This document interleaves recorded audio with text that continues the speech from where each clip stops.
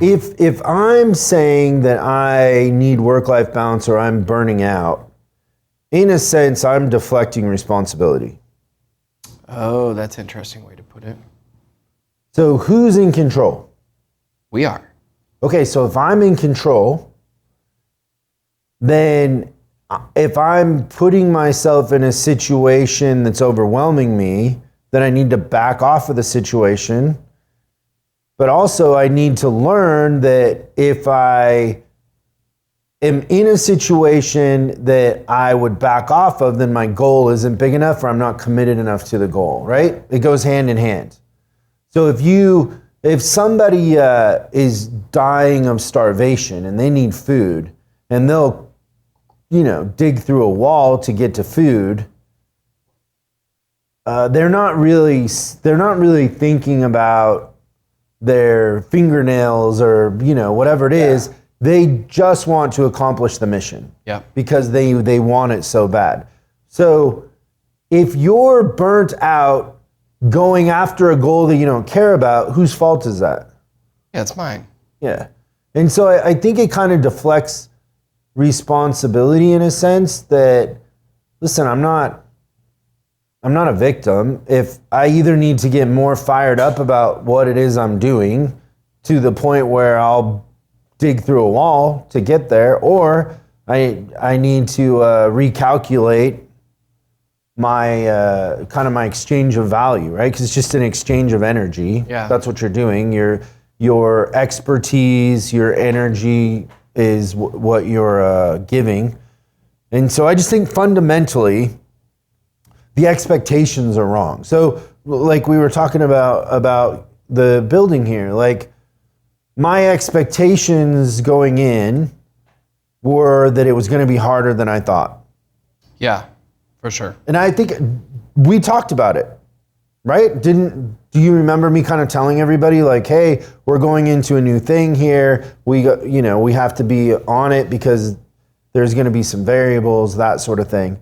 And then when it's worse than what you expect, you're kind of like, oh, okay, well, this is funny. This will be a good story later on. But it doesn't change the fact that we have to, we're on a mission to launch this thing, and this thing's going to make the world a better place. Yeah. And so we're not going to stop. And so me being burnt out would imply that I can't take a day off, or we can't find better people or hire, you know what I mean? Like there's a huge list of things that we could do if we felt like we were in a corner. Right. Which we're pretty good at, I think. Like even, for example, I remember you and I and Patricia sitting down when COVID happened. Yep. And everybody was furloughing, right? Like everybody was laying people off and panicking. We were just kind of like, well, I don't know, why don't we just kind of wait a couple weeks and,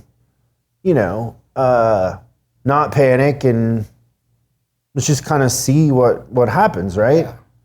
Yeah, because the world wasn't going to end, right? Like those. No, and it's always very interesting to watch people panic. Yeah.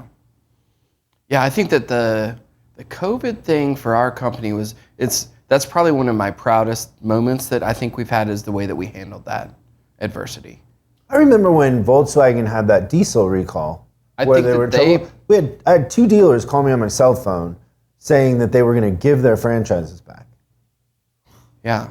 Like nuts. And I said at the time, I go, I would just wait. This is going to pass. It's still a great brand and right. Whatever, right? And so I think that the idea of burnout is a lot of times maybe you're looking for attention, or you're looking for somebody to feel bad for you, and you're not owning the responsibility of it. Like, yeah, be more effective. So that's I did write that down. It's funny how when we do these lists, there's something, the way that you see stuff and the way that I see stuff sometimes are very different, but we're headed to the same place. I wrote down that you always have to be a rebel with a cause. What do you mean? that there's always got to be a thing. There's always a reason why we're doing the thing, right? So leadership is because we're trying to make the world a better place. That never changes. And by rebel, you mean not following everybody, not following the norm average. So however everybody else has done it is irrelevant. Work-life balance. Opinion. Yeah. My wife says I'm not home enough. Yeah.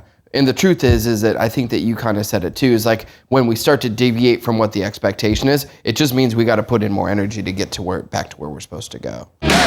Thanks so much for watching this clip of Service Driver Revolution. We're uploading new stuff every day, so make sure you subscribe and click the bell icon so you don't miss out. If you have a question you'd like us to answer on the show, call 8333-ASK-SDR and we'll answer your question on the show. That's 8333-ASK-SDR. For special deals on our books and training, head over to offers.chriscollinsinc.com. Now that's offers.chriscollinsinc.com. I'm Chris Collins, and I'll see you in the next video.